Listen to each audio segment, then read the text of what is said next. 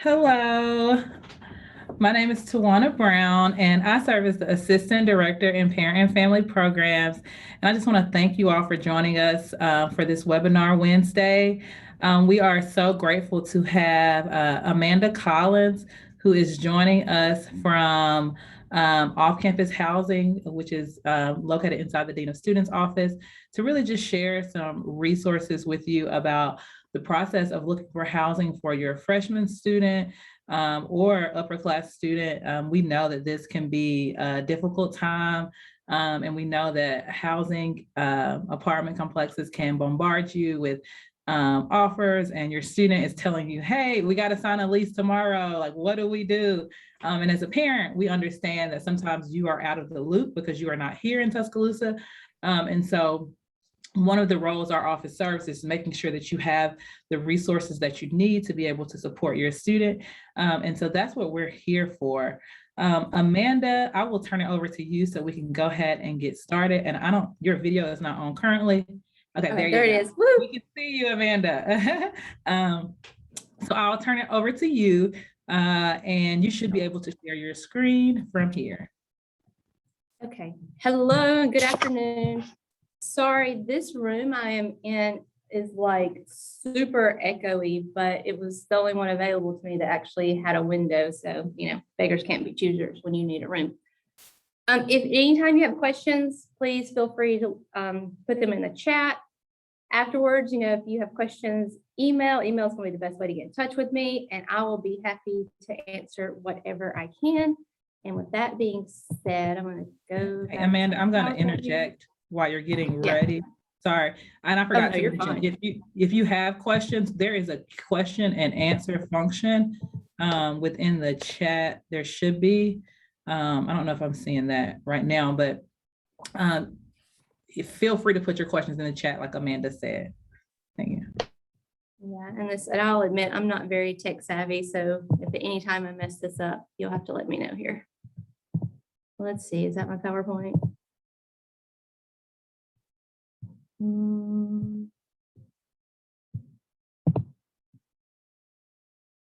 you see it now? Yes, we can see it, Amanda. Okay, good. It was still small on my screen. So, but anyway, hey, I'm Amanda. Welcome to this little off-campus housing webinar. Again, ask questions. That's why we're here. More than happy to answer the questions. And I'm going to get started. This is a lot of information, and I'm going to try to go through it kind of quickly in case you do have questions. But again, like if I need to go back and say something again, repeat it, just let me know. So there are some things that I want you to remember. And I will say this is the same PowerPoint that I send to or present to our students as well. So you may have to look over some of the terminology that references strictly to students. Some of the items to remember though is that you need to start searching and do research. It's never too early to research properties. So, definitely, you can definitely start that process now. Then you're going to want to think about it and you're going to ask questions. I don't recommend signing right now. There are just so many available options for our students. So, to do the research and think, ask questions, it's a great opportunity to do that. But whenever you do make that decision, you're going to want to document everything. So with that being said, let's do when you start thinking about off-campus housing, a lot of people don't really know where to start. I get a lot of calls, a lot of emails asking if UA offers any off-campus property. And that's kind of confusing because this year we did a master lease with a couple of properties, but UA doesn't actually own any property off campus. And so I also get questions about, well, can I just add this to my UA student bill? Unfortunately, we cannot add off-campus housing to a UA student bill. It's considered, an out-of-pocket expense, so to speak. So we want to make sure that you look at your budget and you carefully consider, what you can and cannot afford. So, like I said, off-campus is paid what we consider out-of-pocket. For a 12-month lease, you're going to make 12 payments, even though the student's not going to move in until mid-August, and they're going to move out probably mid-July. It's still going to be set up from the property that you make 12 payments to the property. And most of the properties, if the leaser or the guarantor, they must make 3 times the rent amount. So if the monthly rent is going to be $1,000, then they have to submit the financial information stating that they make at least $3,000 a month to qualify for that place. So some other items to consider, do you want roommates? October is kind of known as I hate my roommate month. So, need to consider if you want roommates, and you need to consider your needs versus your wants. So a lot of the new properties have all these great and fabulous amenities. Does your student really need that? Is it really worth paying hundreds of dollars extra a month for some of those amenities when they can actually get those same amenities free here on campus? But you need to think about, if you live at a property that offers transportation, if you don't have a vehicle, you're going to want to make sure that you look for that if that's what you need. And then a lot of people will say, well, I want something within walking distance. Well, that walking distance is going to vary per person. We have some people that don't mind walking half a mile to campus, and we have some that only want to walk a few feet. So that's going to depend on the individual. The other thing you want to think about is, do you want or need a property that is all inclusive? If they have all the furniture packages, all the utilities are included, if you just need some of the furniture. So lots of different things to think about. And we actually have a great website where you can go and look at this information. So when you begin your search, you can actually go to our website here. It's offcampushousing.sa.ua.edu. And when you go to this website, this is the screen it'll prompt. And then you're going to go to search properties. You click on search properties, and then this screen will come up. And then you're going to click on view rentals. So I do have to make the disclaimer that just because properties are on this website here, that is not an endorsement from UA. UA does not endorse any off-campus property. So again, you're going to have properties that say so-and-so on campus. There are no off-campus properties on UA campus property, if that makes sense. Like UA has a lot of property, but we do not have any off-campus property that is located on UA property. A lot of property in there. So anyway, you're going to click on view rentals, and once you do that, it's going to populate to this screen. This is your good resource screen right here. From this screen, you can actually look at these different tabs like location, the price, the pricing type, the bed and bathroom. So that was where you'll tap that and it'll scroll down if you need a 1-bedroom, 2-bedroom, things like that. The building type, if you want a house, a townhouse, a condo, or an apartment. And then the more option right here, this one, it has a lot of information. So it's going to provide information in regards to distance. And so you can see this is kind of the central point that we use for distance here, and then all the blue little dots. And you can actually click on a particular property and it'll say like this one is 1 miles to the University of Alabama. And that's the location from that particular property to this location right here. So this more tab has a lot of great information. It also is going to let you know if the property has transportation to and from campus. Transportation is important because some properties have their own private shuttle. And so you're going to need to ask questions about that. What if something happens? Do they have a backup? What if it breaks down? How are those students supposed to get back and forth to campus? A lot of the apartment complexes now actually contract through Crimson Ride. And if that apartment complex has a contract with Crimson Ride, you're good. You're not going to have to worry about that shuttle arriving on time, or if it breaks down, we know there's going to be another shuttle that will be able to pick up your student and bring them to campus. So lots of great information. Also under that more tab, you can see if the apartment is furnished. You can also look for move-in or lease terms. That's going to mean like if you need to move in now, if you need to move in the spring, fall, if that property is offering a short-term lease or just a semester lease. So the other thing is to look at reviews. Now, there are a lot of reviews out there for a lot of the properties, but what I want you to pay attention to is they're not all recent. A lot of them are a few years old, and properties do change management and ownership frequently around here, it seems like. There was a property that was, this is its second fall semester and it's already been sold. So it was, it's under a new name. So they do change ownership management. So you want to make sure that it's a recent post, and always just email me. And I tell students, I was like, I can't tell you where to live, but I'll tell you what I know about the property. I mean, it doesn't bother me. If I know they're having some hiccups, I'll tell you they're having some hiccups. Also want to encourage your students to actually go look at the property. Do not sign sight unseen. Go and actually look at the property. Look at the property during the day, and then go look at night. And just because a parking lot looks like it has a lot of lights during the day, doesn't mean all those lights work at night. So make sure that they go look at it during the day, during the night. Don't sign sight unseen. And when they go look at it, ask if they can see another room other than the model room. The model room has not been lived in. Obviously, that's what everybody wants to show, but ask if they have the option to see an actual apartment and not the model room. Okay, so we're going to switch gears now to doing the think before you eat. And so this is where, you got to think about and ask all those questions before we sign a lease. So there are a couple of different types of leases here in Tuscaloosa. Oh, I will just put the disclaimer, please do not feel like you need to sign a lease right now. There's all this hoopla, and it's like, oh, if we don't do this, the houses are going to be gone. They're tearing down houses and building houses as we speak behind the stadium. So there are plenty of options available around here. But typically the two types of leases that we have are a joint lease, which is by the unit, and an individual lease, which is by the bedroom.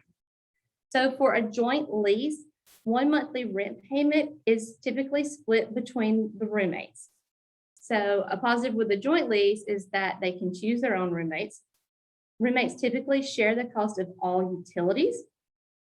And usually one individual, it's usually a parent, will have to set up the utilities and have an account in their name. Some parents will say, well, I'll set up the electricity if you will set up the cable and if you'll set up the water. So that's something that the roommates and the parents will have to discuss amongst themselves and, and kind of figure that out. And then the other roommates, will chip in. And the goal is, to make sure that everybody is paying their fair share, equal share of all the utilities. So a downfall to a joint lease is should a roommate leave, the others are then responsible for picking up that rent amount. So an example I have is if you have a 2-bedroom apartment that's a joint lease, that's $2,000 a month. So if you got two people, one's paying $1,000 and the other's paying $1,000, right? Well, if one leaves, then you have one person. And so the one person is now responsible for paying $2,000 a month instead of $1,000 a month. So that's kind of a downside, downfall. If one leaves, then the other has to pick up the rent amount. It's always a good idea to sit down and get like a notarized contract with the other roommates saying that that everyone's basically going to pitch in and do their part. Go ahead and have those discussions up front. It's a really good idea to just go ahead and get that started. So an individual lease is what your student is in now here on campus. So like if they're in a 4-person suite at Ridgecrest South, you're paying for that space, and you're going to pay to share like the little kitchenette and a bathroom in the common area. Same thing like if you move off campus, you're paying 1 monthly rent for a bedroom, shared common space. You may have to share a bathroom. It's going to depend on the property. A lot of the newer complexes will have, if it's a 5-bedroom, they'll have 5 bathrooms, but it's just going to depend on the property. But should a roommate leave, if you have an individual lease, then you're not responsible for picking up that extra rent and covering that.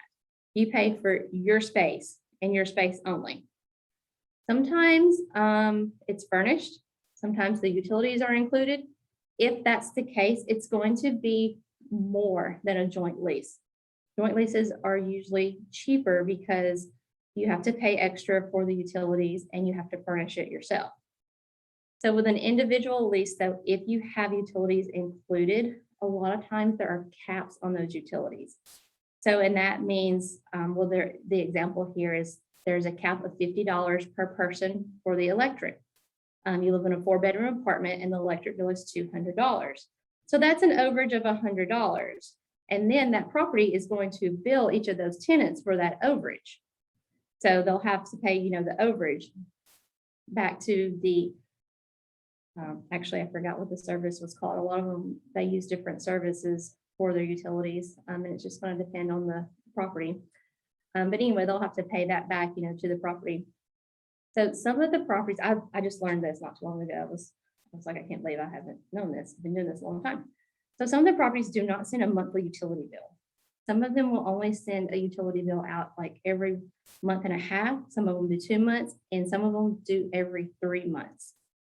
So that is definitely something to think about and budget when you're thinking about all of this. Because you may have rent due and you haven't paid utilities in 3 months. So now you've got 3 months worth of utilities with possible overages plus the rent that's due. So definitely something to think about. With an individual lease, properties can actually place individuals in an apartment with you. Per the Fair Housing Act, properties cannot solely rent to college students. They have to be open to anyone that meets the criteria. It doesn't happen very often, but there is always a possibility that your college-age students will be in a room with someone much older. So, I mean, it has happened a couple of times. But, that's just something to think about. So with an individual lease, though, if you have a group of people, they will try, a lot of them will try to put them together in the, if they want to be put together in the same room. A lot of the properties will try to do that. Some of them do not. So that's a lot of questions to ask, before you start signing your lease. So we're going to switch gears to applications and guarantors. Properties will ask you to fill out an application if you're interested in living in their property. And I actually just got an email from the law. Anytime I have a question and I don't know the answer, I'll reach out to the law school because I have a good relationship with them. So I reached out to the law school because I had seen a post on somewhere that said the application converts to a lease. And I was like, okay, I don't know about that one yet. So I reached out to them, and that can happen. So you want to be careful. You want to read all of the terminology. And if it says in the terminology that this application will convert to a lease once approved, you want to make sure that this is where your student wants to live. So in the state of Alabama, if a student signs a lease and they are 18 years or older, it is legally binding. So you throw that into the application now. So if they are 18 years old or older and they fill out an application and it converts to a lease, that is legally binding. So we want to make sure that whomever is filling out this information completely reads the information.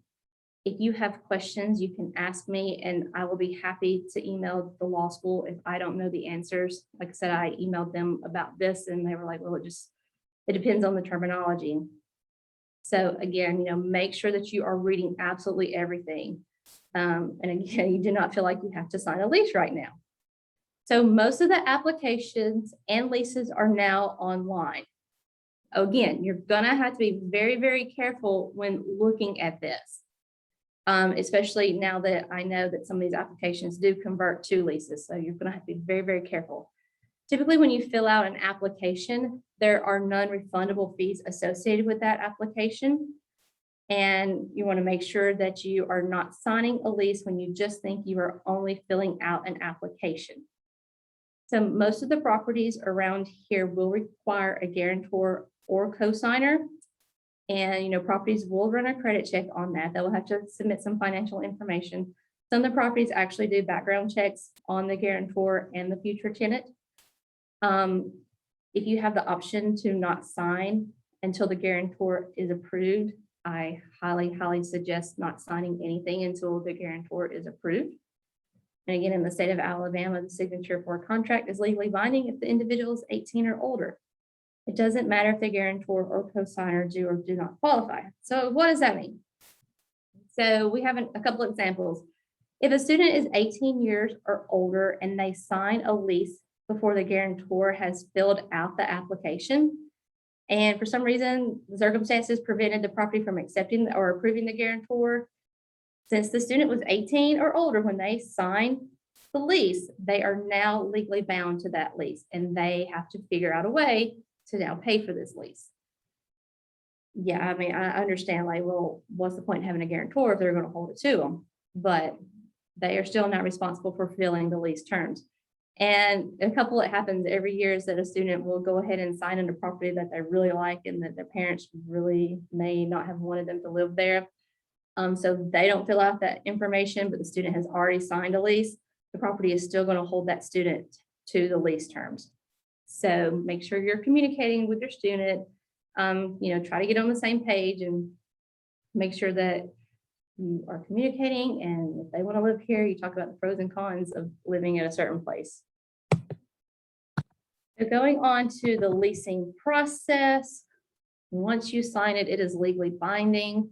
We had a running joke here a couple of years ago before COVID that it was easier to get a divorce in Tuscaloosa than it was to get out of the lease. And that's probably still true because once you sign it, it is legally binding. There are many, many, many, many options available for our students right now. And it is very challenging at times for someone to take over a sublease. So once you sign it, it is a done deal. Just, a few reminders. Any verbal agreement with a property staff is not legally binding, and that's typically in the lease.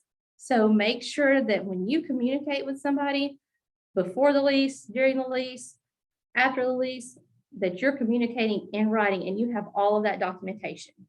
A few years ago, we ran into something where, it was a corporate property and they had a lease-up specialist come, and the lease-up specialist seemed to tell students whatever they wanted to hear. And there were a lot of issues from that when those did not come to fruition. And unfortunately, there was nothing we could do about it because it was all verbal and the lease-up specialist was no longer in the state of Alabama. So make sure that everything is in writing. And ask lots and lots of questions before signing a lease. Ask about renter's insurance. A lot of the properties are going to make you purchase their renter's insurance, but you need to find out if that's sufficient. Do you need to get some more? CBA actually has a great site, and I need to put a link on here, where you can actually go and sit with them and talk with them, and they will go through the process of how much renter's insurance a student may need. A lot of parents just add it to their homeowner's insurance. It's, like $20-something a month. Ask if the property is in a flood zone. A few weeks ago, we had a flash flood. There was a lot of damage in some areas. If the property is in a flood zone, do you need to get additional renter's insurance or auto insurance? Ask about the available lease terms. We will have a lot of students that just need a semester lease. And if that property is offering a semester lease, and a lot of the properties do offer short-term leases around here, you just have to ask. They may not advertise that, but you have to ask. But when they do offer a short-term lease, they typically have like $150 or so additional fee per month. So if the rent's $1,000, they would add like $150 so per month in addition to that. So make sure you ask about that. Other various fees you may encounter: late rent, admin fees, transfer fees, paying with a credit or debit card, trash removal fees, and then a convenience fee is also one that I saw earlier today. So those are all different types of fees that you may encounter. Ask about the pet policy if you're going to have pets. A lot of the properties are doing a pet rent in conjunction with a pet fee. Ask about if there are certain breeds that are restricted. Ask about the security deposit. How do you pay rent? Some properties will want to do like a direct withdrawal from your checking or savings account. Ask about that. Ask about on-site maintenance, pest control. Ironically, a lot of the properties do not include pest control in their monthly rent. So a lot of times the tenants will have to pay extra to have pest control. For our students that move into houses, you need to ask about the lawn care. Does the property owner provide a lawn care service? Is that included in the rent? Is that something additional that they bill you for? Is it up to the student to purchase a mower and mow the lawn? Is it up to the student, to find someone to do a lawn care service? So ask about that, inquire about the guest and visitor policy. Ask about the parking options, what additional fees are associated with parking. And here recently, we've seen an increase where properties will charge additional for parking. And if you pay the extra and you park in a garage, you need to inquire about the flood zone as well. That's something that happens. And when we have flash floods, we do have parking garages that do flood. So you need to inquire about that. For our friends that need to have an early move-in option, that is sometimes challenging around here. So you need to ask about that. If the property does early move-in, you need to have that in writing. And if they do early move-in, they're going to do an additional fee with that. Again, you're going to read the entire lease, know what it says before you sign it. In conjunction with the leasing process. Still though, the length of a lease around campus is typically 11 to 11 and a half months. You're going to pay for all 12 months, but unless you renew, you're only going to stay there, or the student's only going to stay there for 11 to 11 and a half months. Again, if our friends have to move in early for various reasons, that's something to think about. And, you need to plan well in advance for that. So, but whenever you do decide, on a property, you will pay for 12 months, like I said, and you will pay the beginning of August. Typically, moving around here is the Saturday before UA starts classes, unless they do have that early move-in option. But you're going to pay starting August 1. And your lease may read something like the following, where it has the total rent amount that's due from August 1 to July 25th is like $10,200. And so your housing installment rate is going to be $850 per month. And that would be your rent that you would pay every month. But then you've got to add on any extras like the parking, the pet rent, the pest control, and the valet trash removal. Valet trash removal is a thing now with some properties. So when you add all of that up, your actual rent payment starts, is $1,100, and you have to start paying that August 1st. You want to ask lots of questions and make sure you have all of this in writing as to what, they're going to charge you for, how they're going to charge it, and things like that. And I did put the reminder in there about the utilities as well. One thing to keep in mind is our GI and our students that receive stipends typically do not receive their stipend until September. So you need to plan accordingly. How are you going to get those payments done in August if you're solely relying on your stipend that you receive in September? And if a student is moving into a place that's currently under construction, so we have construction going on some new properties right now. One major apartment complex, and then there's a lot of houses that are currently under construction. If you decide that's where you want to lease, is somewhere brand new that's currently under construction, you're going to want to look at that lease and make sure that there is a written contingency plan in the lease. So if the property is not ready, come mid-August, what are you going to do? Like, are they going to put your student up in a sister property? Are they going to put them up in a hotel if they can find one? If there's nothing written in the lease, then your student is on their own. And so they're going to have to figure out, where they're going to stay until the property is ready. You also are going to want to look at if the property is not ready at the time of move-in, are they going to credit you any rent amount for not being ready? So lots of different things to think about. And at any time, if you have questions about what a lease says, you can always email it to me. And like I said, if I have a question about it, I send it to the law school. So definitely, ask lots of questions. So the other thing is transferring apartments. So if a student wishes to transfer to another apartment in the same complex, the apartment complex will typically charge a transfer fee. Is this something I like? I don't think it's fair in a lot of cases. I have absolutely no control over it. If a student requests to be relocated to a different apartment, then the property has that right to charge them a transfer fee.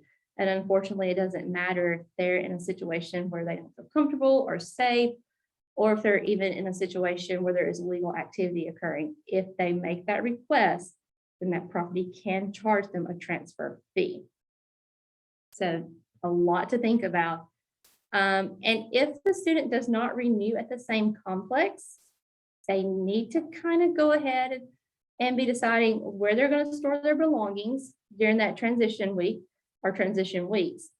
And then they need to figure out where they're going to stay, especially if they have to be back for an early activity, like, recruitment, honored action, band, all these other activities. So they need to, be thinking about that if they're not going to renew at the same complex. The ultimate end goal would be to have a student love where they're staying and be happy and just renew. But I understand rent goes up every month, and sometimes that is just, or not every month, every year, and sometimes that is just not an option. So the next slide talks about roommates. If your student needs roommates, you want to carefully consider the roommates before signing a lease. October is I Hate My Roommate month around every university that I've ever known. A lot of times, they're besties, and then the honeymoon period is worn off, and then they can't stand each other. And unfortunately, it happens every single year where they've signed a lease early and then they can't stand each other. And now they've got to figure out what they're going to do, when they move in for the fall. Again, it is challenging at times to find someone to take over a lease. So we want to make sure that they carefully consider their roommates before signing a lease for the fall. We do have a roommate selection here on our website right here. You can go there and the student can actually create a free account if they need to look for a roommate. If they have a place and need a roommate, or if they are looking for a place with a roommate, they can create a free account. It is only open to UA students, so it's not open to the general public. It is only open to students with a Crimson email address. Some of the properties, especially the larger corporate properties, will offer individual, I'm sorry, I'm just like reading this, but I'm talking at the same time. Some properties offering individual leases provide roommate matching services.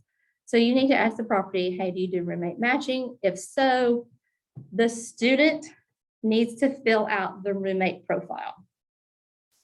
I know it's hard. I have a son here at UA. I would love to think that he doesn't do XYZ. The reality is, he may do XYZ when I'm not around. So the student needs to fill out the roommate profile, and they need to be completely honest when filling it out. If they like to stay up late and, be active, they need to put that on there where, us as a parent, we may be like, oh, well, they go to bed like at midnight. So make sure that the student is honest when they fill out a roommate profile. The other thing is that we want our students to talk and communicate with their future roommates, especially if they don't know. Well, even if they do know, we want them to connect and make sure that they're not bringing duplicates of things, and do all of this before you move in. Talk to them and see, what needs to be brought, who's going to bring pots, pans, who's going to bring, flatware, who's going to bring, the dinnerware, things like that. They also need to talk about, the different schedules when it comes to cleaning, who's going to clean the kitchen, bathroom, who's going to sweep, who's going to mop, who's going to charge the Roomba up, things like that. Ask about the policy for guests, like, are they going to be okay if this roommate has an overnight guest that stays an extended period of time?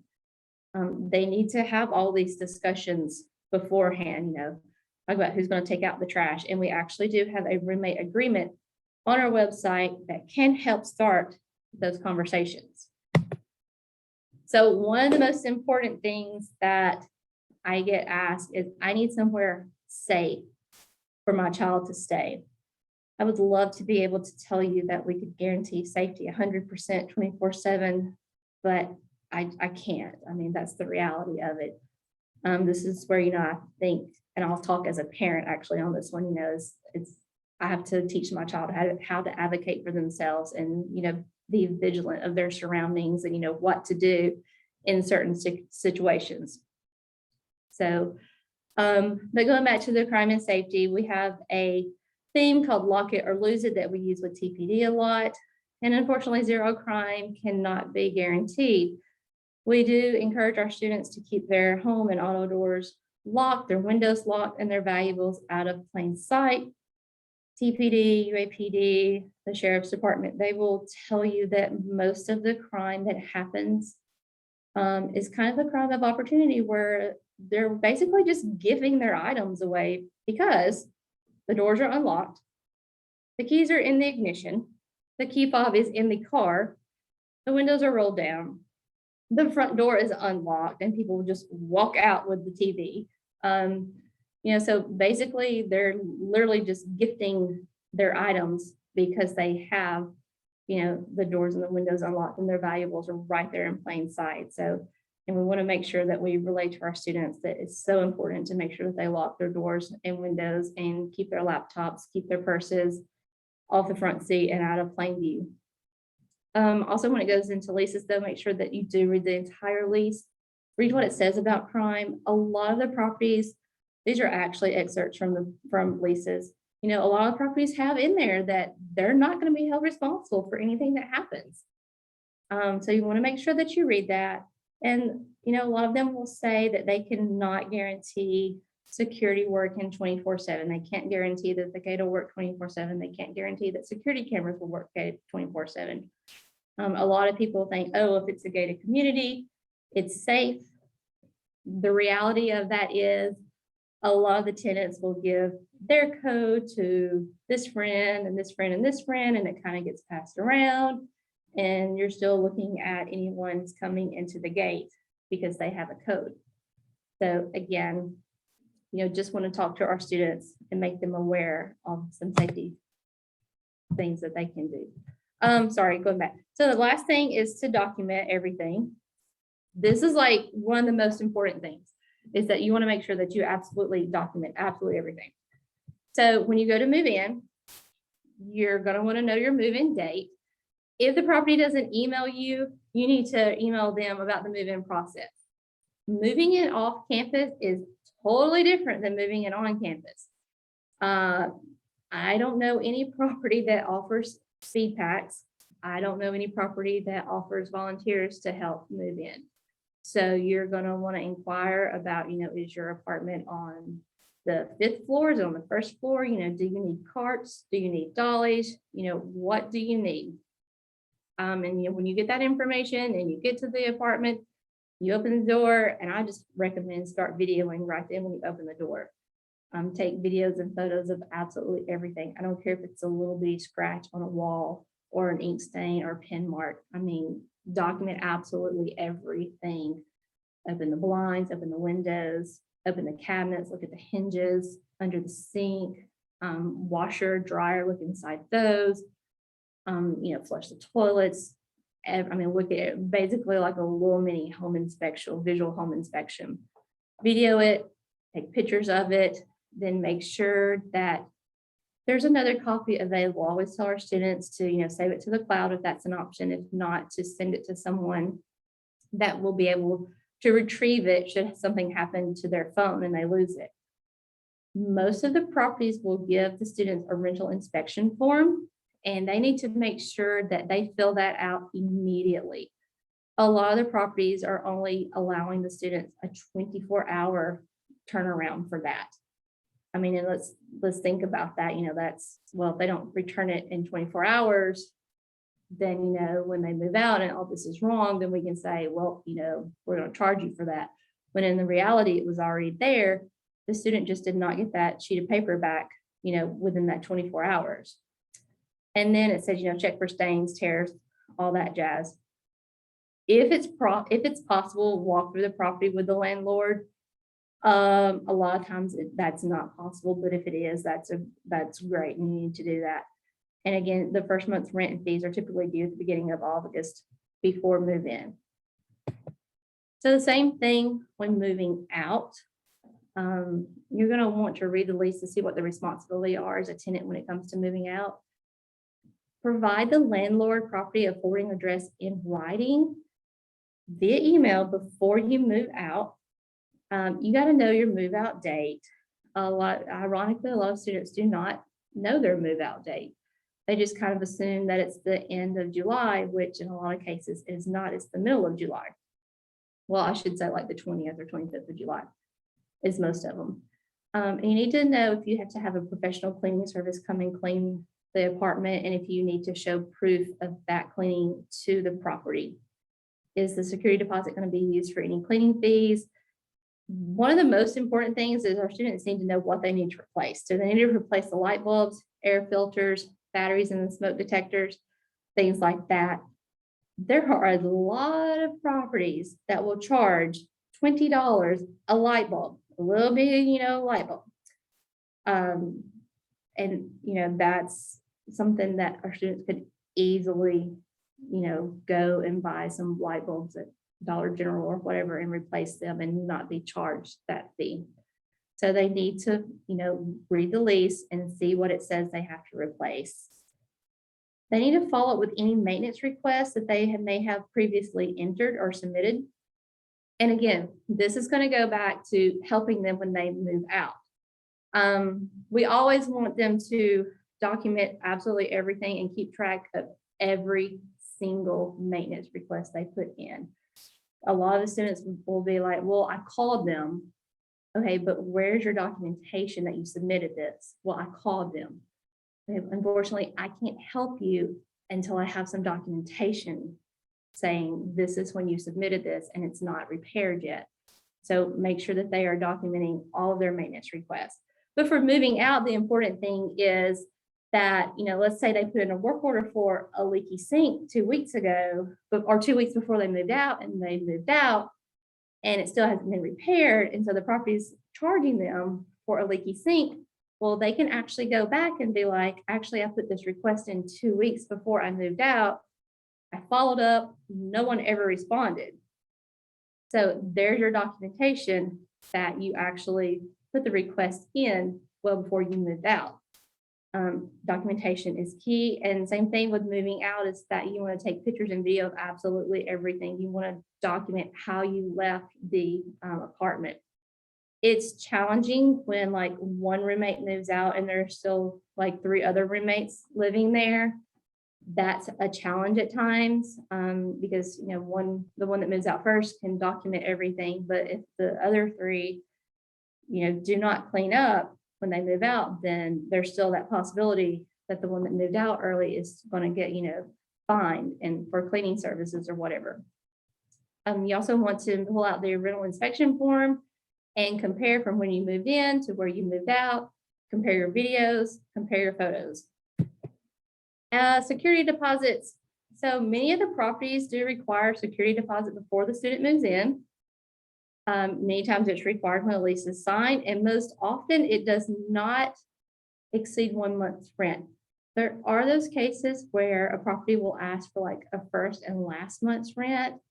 And I've even known of them to ask for up to 3 months rent.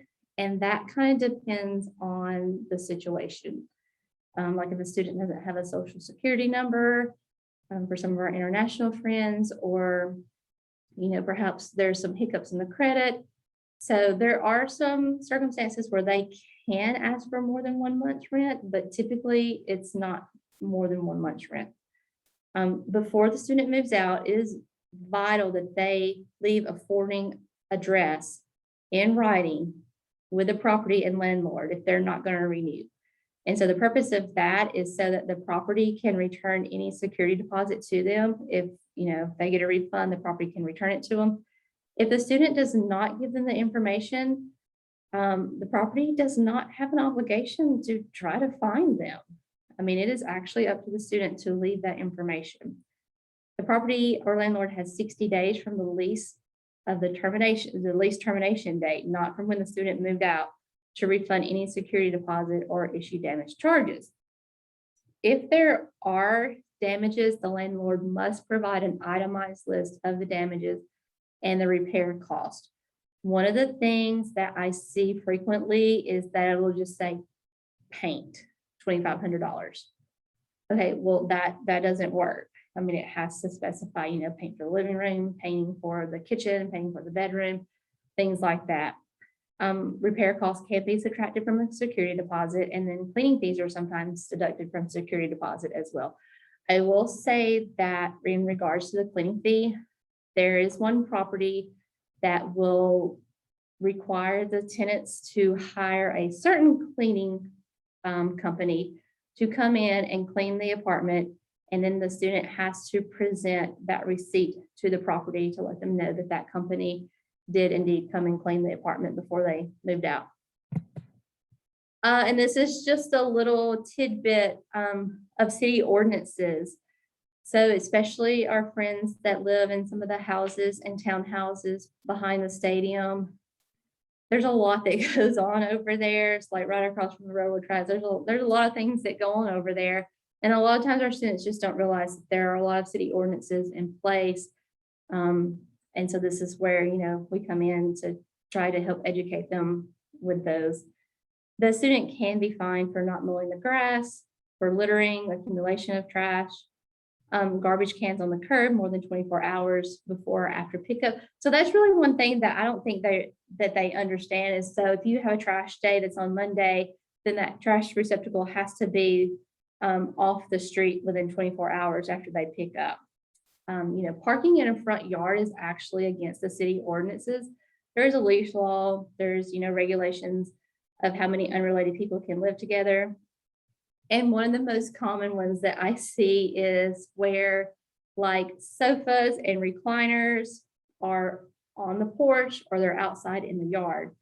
So that's actually against the city ordinance as well. So any appliance or furniture that is tended to be for indoor use, you know, if they put it outside, then they can actually receive a citation for that as well.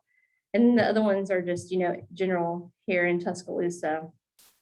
The noise ordinance is something that I have heard they have been kind of looking at more this fall semester. And the noise ordinance does include a continuous barking dog. So I think they have given out some citations for noise ordinance this fall more so than in the past. One of the other things too is if a property owner receives a citation, a lot of times they will just pass that entire amount on to every person in the house because they may not know who dumped all of the cans on the front yard. So, you know, that's a lot to think about. You know, if you just get a random bill, you know, for $300, don't know what it's for, it may be because the property owner received a citation. So lots of things to think about. And then we're going to finish up. This is my information. Our website, you can search for housing roommates. You can post a sublease. You can get resources and tips. The best way to get in touch with me is actually via email because I'm out of the office so much. And we have moved under the Dean of Students office, Suite 3500 in the University of Alabama Student Center. It's going to take me a long time to get used to saying that. So that is our new home. And one last thing is that we have an upcoming housing fair. It's November the 10th. It's going to be 11 a.m. to 2 p.m. Hopefully we will be outside in the plaza or on the plaza. If not, we will be inside on the second floor. But this, like I've said, it's never too early to start your research. So this is a great opportunity for our students to come out, or parents, even if you're here in town, to come out, you know, talk to the properties, start doing some research. If your student comes back for Thanksgiving break, you can talk about it then, you know, definitely talk about it during the winter break. And then when you come back for the spring break, when you come back for the spring semester, that's when I would start kind of, you know, looking and narrowing down those housing options. But yeah, that's all I have, Tawana. I can't hear you, you're on mute. There you go. Yeah, I got you. So I muted myself. Amanda, thank you so much. Let me, if you stop sharing your screen. Stop share. There we go. Okay. So yes, thank you so much, Amanda. We really You're welcome. Anytime. Doing this. We got a few questions in the chat. I was able to answer most of those. I think one question that I didn't get to answer, and you may have touched on this, I think Brenda had asked about 9 and 10-month leases, because I know you said some of them run through 12 months. Yeah. You touch on that. Is that an option? It will depend on the property, so she may just have to ask whichever property it is. So they can tell her, give her that information. Gotcha.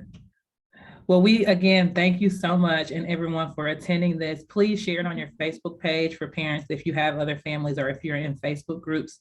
We'll post this on our page by the end of the week.